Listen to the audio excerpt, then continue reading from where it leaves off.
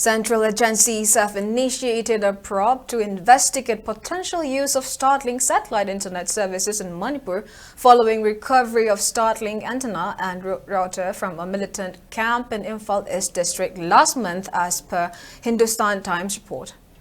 A team of experts from Delhi, accompanied by Manipur police, tested the devices at the site but found them non-functional in Imphal or its immediate surroundings.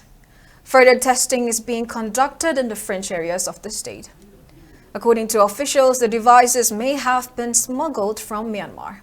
The use of Starlink, which enables untraceable communication from remote areas, could pose significant security threat if leveraged by militant groups.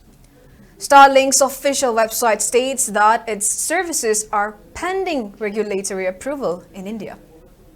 SpaceX founder Elon Musk recently clarified that Starlink satellite beams are turned off over India. Despite this, authorities are taking the matter seriously given the potential implications. Meanwhile, neither Manipur police nor the state government have commented on the probe, which remains ongoing. Security forces are working to determine whether Starlink devices are operational in the region and if their usage by militants is feasible.